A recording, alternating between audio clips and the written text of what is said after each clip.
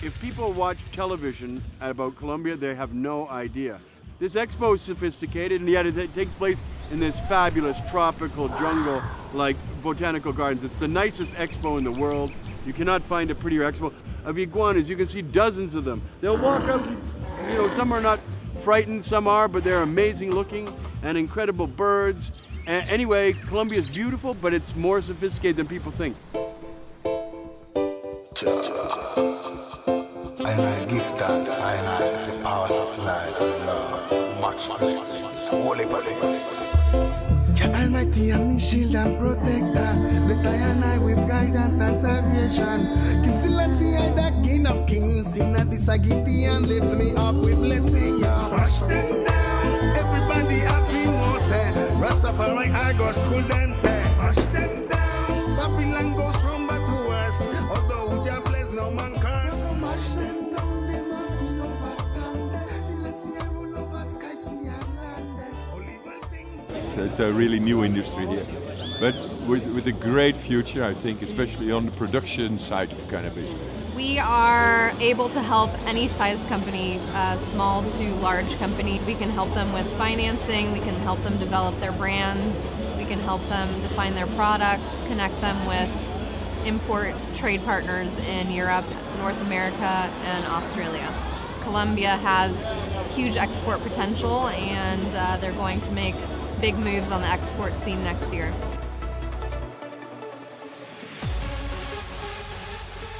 Our focus right now is on cultivation and on flower, and producing flower which then will be used for extracts for export markets.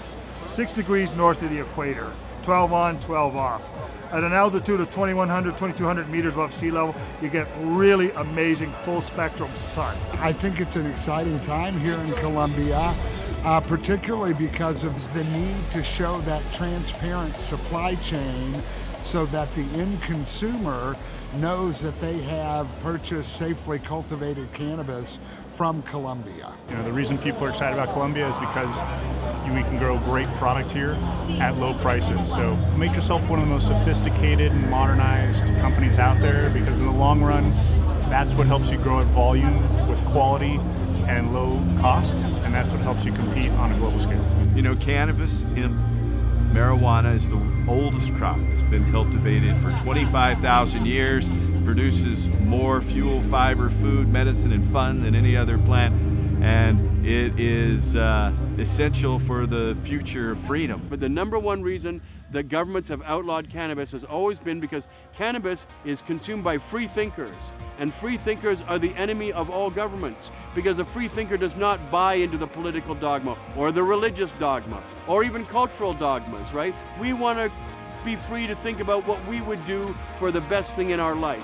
So here's me in a nutshell. I am a very enthusiastic and dedicated countercultural photojournalist. I've remained independent so that I could stay on my own path, write my own story, document my own story the way that I wanted to. The future of that is exactly just an annex of what I just described. I'm going to continue to do this until the story is able to tell itself, and that's going to happen when cannabis is completely normalized. My work will be done, and the world will know cannabis. And until then, I try to inject as much of that positive cannabis information internationally as I can. Most cannabis consumers are very open about, so it's been basically, you can walk down the street smoking a joint in LA, really no one cares. And so there's been a lot of evolution. So this is what cannabis represents. The free thinkers smoke cannabis. And the free thinkers are the artists, the musicians, the political writers, right? Those are the people that are smoking pot. Claro, mira, lo que hicimos, somos 4 personas, mexicanos, creamos una asociación sin fines de lucro que busca otorgarle el derecho a consumir marihuana a todos los mexicanos. Esto lo hacemos gratuito. O sea, cualquier persona puede unirse a este movimiento, lo único que tiene que hacer es visitar la página de internet, ingresar sus datos, le va a llegar un documento generado por un sistema que hicimos. Ese documento lo tiene que firmar, ¿no? Evidentemente, al estar en presencia de un procedimiento legal, tienen que incluir la firma.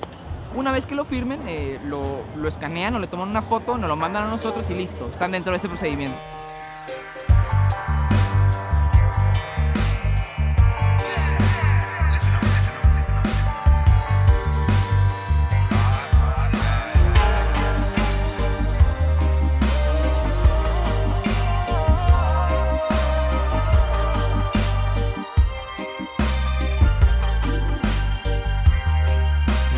pretension. Every time we do manipulation. Oh yeah. Colombia es un paraíso tropical. Por décadas y décadas hemos sido el lugar donde sacan la materia prima para una cantidad de cosas. Nuestros recursos naturales son muy numerosos y tenemos la posibilidad, gracias a las leyes del país, de comenzar a cultivar cannabis en escalas muy grandes. El día de ayer recibimos el cupo de cannabis psicoactivo de la Junta Internacional de Fiscalización de Estupefacientes de las Naciones Unidas.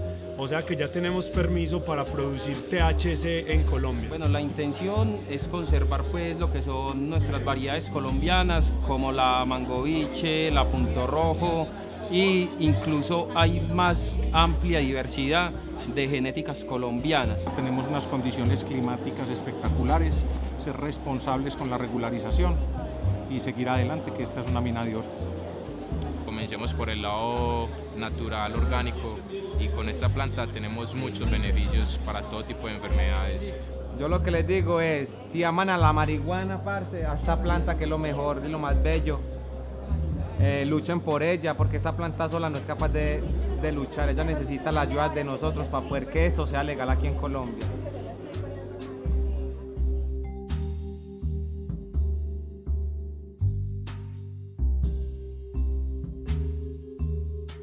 And if the people love something, it's hard for the cops to look like good guys closing you down when thousands of people are upset now. And they know when the people like something, right? So in Canada, we have to fight for our freedom, and we got a terrible legalization. The government hires thousands of people, they charge us many taxes, they add license fees, they make it, you can only grow 4 plants. If something is legal, you should be able to grow 100 plants, 1,000 plants. Why only 4 plants, right? It's because they still want to control us. And why are there laws against cannabis in the first place? Only one reason. Yes, racism is often involved, and elitism, and stereotyping and cliches, but the number one reason that governments have outlawed cannabis has always been because cannabis is consumed by free thinkers, and free thinkers are the enemy of all governments.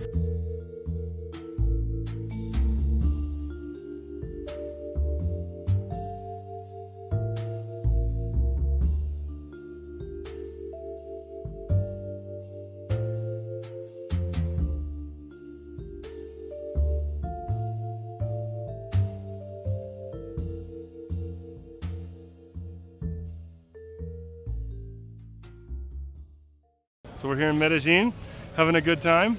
It was about 30 hours of travel to get here. No sleep for about 4 days now. But it's been really fun. Yeah, we went to a concert last night. We're here at the show again today, toughing it out. It's been a blast. I don't know what else to say.